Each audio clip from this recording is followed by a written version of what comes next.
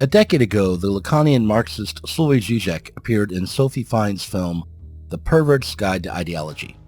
In the film, Žižek asserted, amongst many other provocative things, that the only way really to be an atheist is to go through Christianity. In this video, I want to claim that today, the only way to be an anti-imperialist is to start by embracing the European or Western tradition, and specifically, understanding the reason why, specifically Marxists, were ambivalent about imperial power.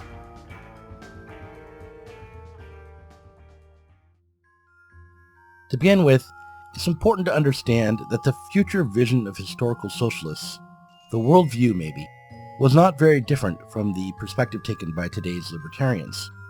There was a love of entrepreneurial innovation, an embrace of free trade, and what many might consider to be a crass materialism at work in the 18th and 19th century socialists. And at times, these features resurfaced in the writings of 20th century socialist revolutionaries as well. For instance, the utopian socialist Charles Fourier wrote his book The Theory of Four Movements in the first decade of the 19th century. In that book, he imagined that humanity, when freed from the constraints of superstition and civilization, could create a socially harmonious world of abundance.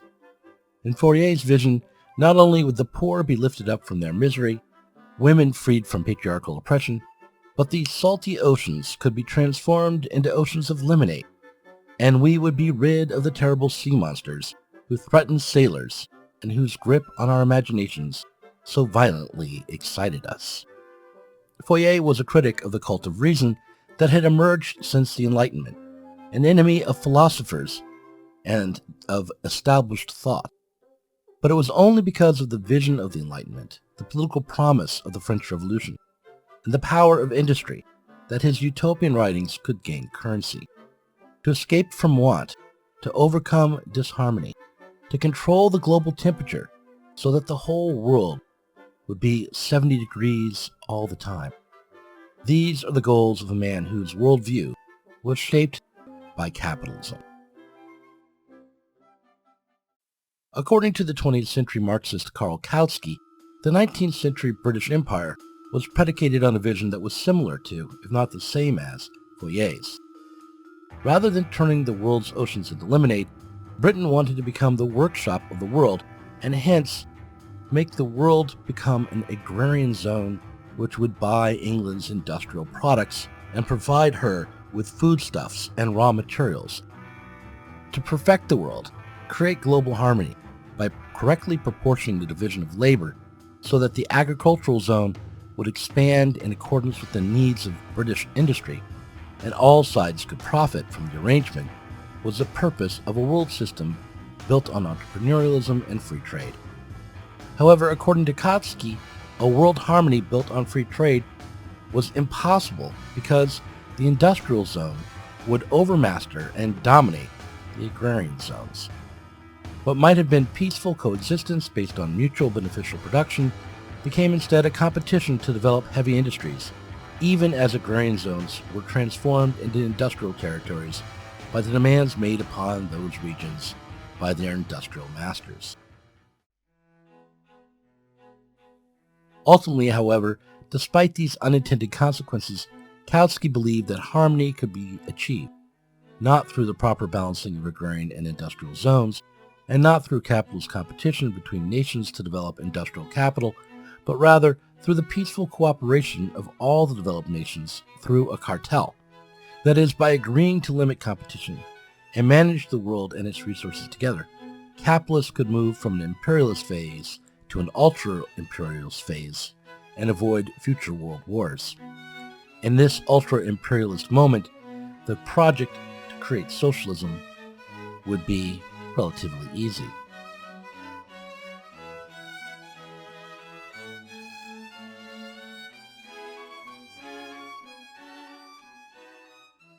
The cartel is basically the conspiracy among the capitalists to set prices, typically. So I'm here today with Benjamin Lain, Hi. who, along with being my son, is the head of the Pacific Northwest Communists. And Is that Eugene. right? in Eugene. Yeah, we don't, and, And strangely, and I don't know how this happened, you're also a clone of Matt Christman. Is that true? That's true. So, here's what happens. Every couple, when I tend to go through cycles where I cut my hair and then let them grow out again, and every time it's at the extreme end of the cycle, you make that joke. I am going to treat you today like an expert. Okay. Like you're the one, because you're a member and the head of this communist group.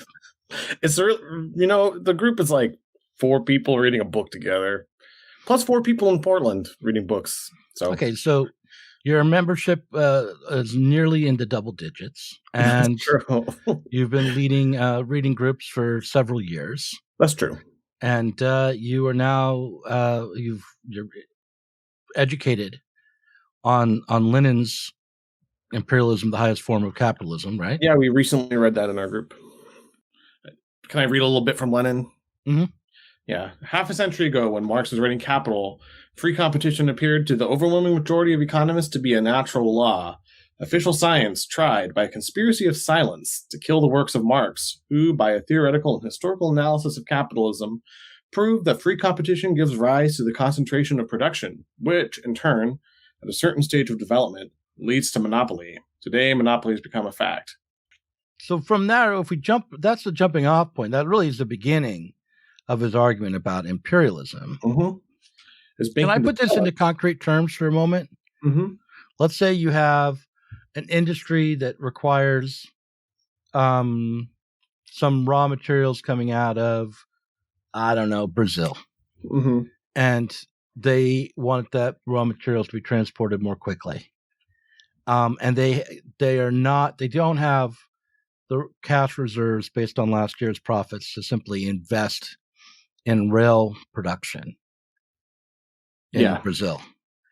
They need the cooperation of a bank to lend them the money, right, to invest in this Brazilian railroad construction, let's say. And that makes things even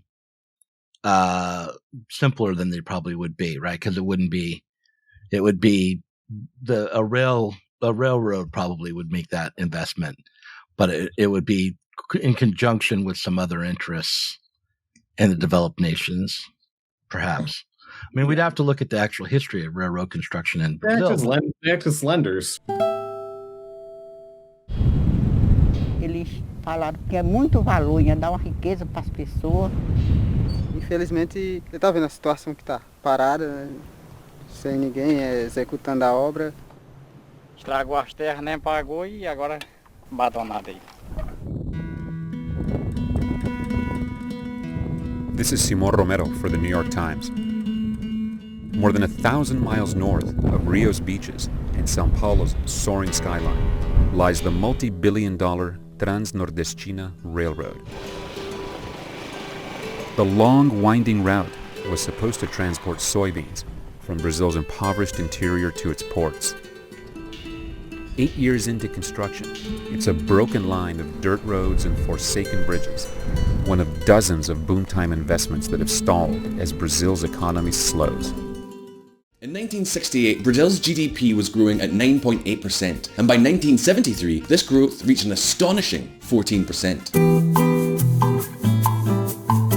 However, beyond the economic growth that the country registered during the first years of the dictatorship, the truth is that the bases for this growth were not the best. The military government stimulated the arrival of foreign capital, and measures were implemented to protect financial investments. But they also bet on stimulating internal demand through the execution of large infrastructure works. We are talking about projects such as the Itaipu Mega Hydroelectric Plant, the Trans-Amazonian Highway, and the Angara Nuclear Power Plant, all financed with public money and debt. What's more, in 1964, the military created the Central Bank of Brazil, which they did not hesitate in using to finance their enormous public works projects. As a result, during the military reign, Brazil's foreign debt multiplied by 30, and inflation grew and exceeded 34% in 1974. So, when the first oil crisis broke out in 1973, crude oil quadrupled in price at the exact same time that international credit became scarce. That's when the Brazilian economy began to have problems. In just 2 years, GDP growth was reduced by 10 points. Despite this, the military government decided to continue with its huge public spending plans to try and boost the economy. And that only made the economy even more vulnerable. There's a little clicking coming from your side. Oh, is there? Yeah, it stopped just now. Okay. Is it better now? Yes. Yeah. I wonder what that clicking was. I know. Oh, now my phone is talking to me. What did I say to make my phone think that I wanted to talk to it? I don't know. Something that sounded like Siri to it. No, but it's not even serious. It would have to be okay, Google. Oh, I see. And I say that and nothing. Yeah, it's pretty bad. I hate those things. Ultimately, however, despite these unintended consequences, Kautsky believed that harmony could be achieved, not through the proper balancing of agrarian and industrial zones, and not through capitalist competition between nations to develop industrial capital, but rather through the peaceful cooperation of all the developed nations through a cartel. That is, by agreeing to limit competition and manage the world and its resources together, capitalists could move from an imperialist phase to an ultra-imperialist phase and avoid future world wars. In this ultra-imperialist moment, the project to create socialism would be relatively easy.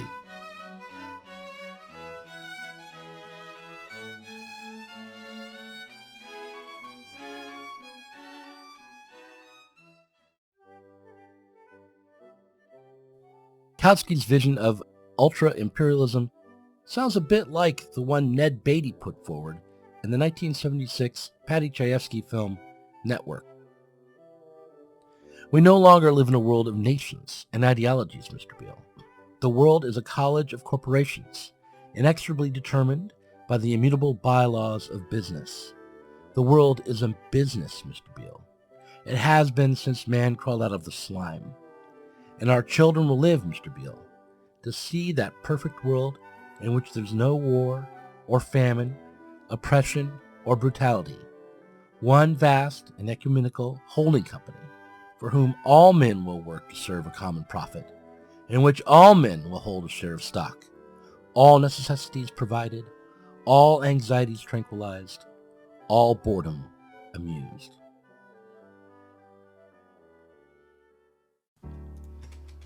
And yet, this vision of socialism as capitalism, this vision of ultra-imperialism transformed into world harmony, can never be and can never be realized. It can never be realized because imperialism, as Lenin put it, is the highest stage of capitalist development. That isn't to say that the ascendancy of a particular imperialist power is the highest stage, or that we're at the end of the road with U.S. hegemony, but that the competition between nations, a competition that in moments of crisis transitions from the economic to the political and then to the level of barbarism, is unavoidable, at least under capitalism. Imperialism is the highest stage of capitalist development because capitalism undermines itself. As we've seen since 2008, after an economic crisis, the developed nations and world finance cannot, on their own, simply overcome the crisis, but instead only play a game of shifting the crisis around. It will appear in the housing market, say, then become sovereign debt, which will then be expressed by the overvaluation or devaluation of currencies, which will then influence the level of trade between nations.